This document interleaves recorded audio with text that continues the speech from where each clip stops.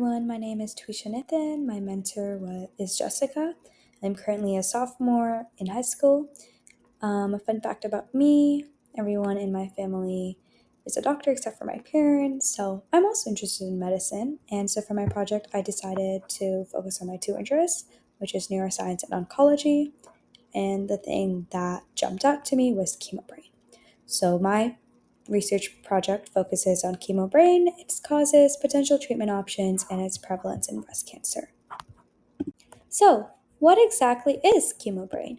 Well, chemo brain is often defined as cognitive impairments that affect the frontal subcortical area of the brain. They have shown the frontal lobe of the brain in the image. It's known to cause problems with memory, concentration, learning, and executive function. It's also known by another name, cancer related cognitive impairment, CRCI for short. So, chemo brain is prevalent in 17 to 75% of cancer patients and survivors. More specifically, in breast cancer, it's prevalent in 13 to 70% of patients and survivors. Currently, the mean age of people with CRCI is 50, and as more patients beat cancer, they will live longer with CRCI.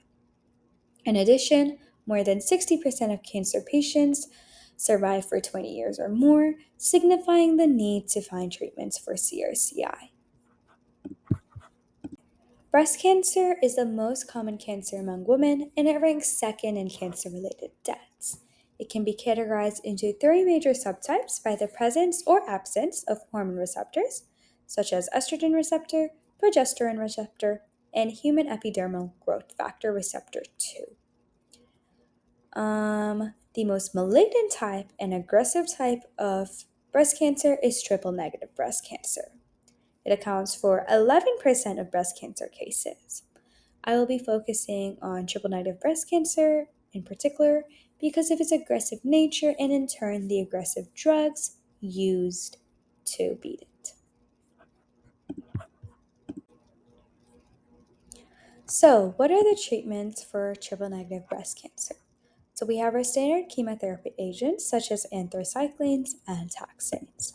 So, in anthracyclines, we have doxorubicin, which affects the ability of DNA to repair itself, specifically topoisomerase 2 mediated DNA repair.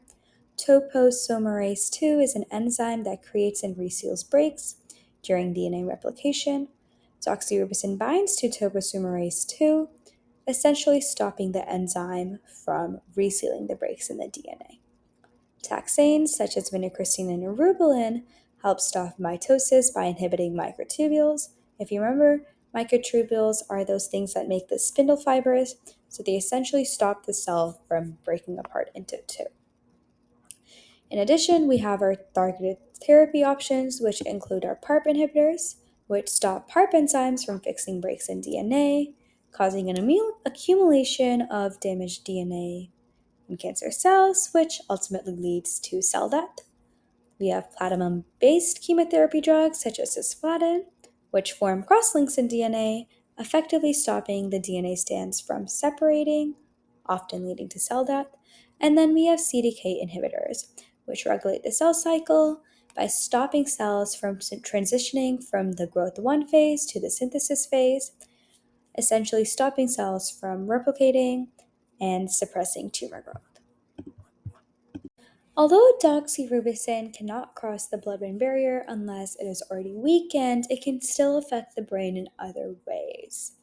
One way it does that is it elevates peripheral plasma tumor necrosis factor alpha, also known as TNF alpha, which is a cytokine that is able to cross the blood-brain barrier.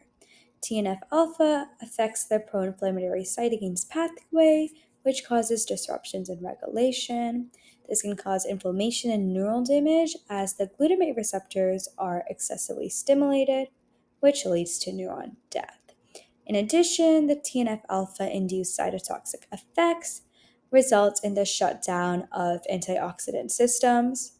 And antioxidant systems are imperative in reducing reactive oxygen species levels and treating ROS damaged areas.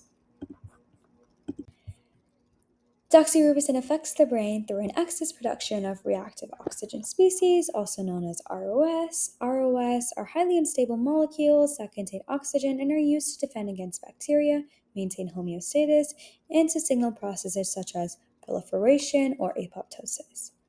It is created by the cycling of electrons from the redox reactions with NADH and NADPH, as well as when loose electrons leave from the electron transport chain.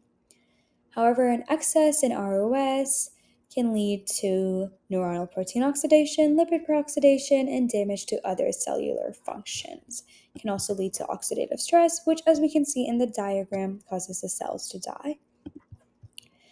In addition, neurons specifically are most affected because they have a long lifespan and they don't replicate as fast as other cells, such as skin cells, for example. In fact, significant decreases in gray matter can be observed in the frontal lobe, thalamus, and hippocampus following doxorubicin treatment. These are 4 potential treatment options for the treatment of chemo brain. However, none of these are FDA approved, so it's very important to find a treatment that works. Repetitive transcranial magnetic stimulation is a non-invasive way to stimulate the neurons and restore connections between parts of the brain. It induces pulses of stimulation that cause lasting change on the brain's neural circuits by enhancing or repressing the activity of neurons. RTMS is an FDA-approved way to treat depression. And since the cognitive impairments in CRCI overlap with those in depression and the area affected is virtually the same, it makes sense to use this to stimulate recovery in chemo brain patients. Chemotherapy causes structural damage to the prefrontal cortex, specifically the dorsolateral prefrontal cortex and white matter. Therefore, we target this area during RTMS due to its emotional and cognitive regulation. A case study was done, and when we looked at the tests, the patient's verbal memory improved. However, the patient, if she was subjectively looking at herself, she did not feel a significant improvement in her memory or concentration. So we cannot say for sure that this works, and it only was tested on 1 person. However, we can still conclude that RTMS is safe to use to treat individuals experiencing chemobrain, and it has no side effects. Transplanting neural stem cells into the hippocampus helps reverse cognitive impairment by reducing inflammation and helping the brain maintain its structure. After transplanting them in the affected area, they differentiate, and then the specific cells help improve cognition and connections between dendrites. In addition, the transplantation of glial cells have been shown to help maintain the myelin sheet in rats. The myelin sheet is a fatty layer protecting the neuron's axons. In addition, mesenchymal stem cells have also been shown to reverse doxorubicin-induced chemobrain in a rat. MSCs are present in most tissues and are easy to obtain from bone marrow.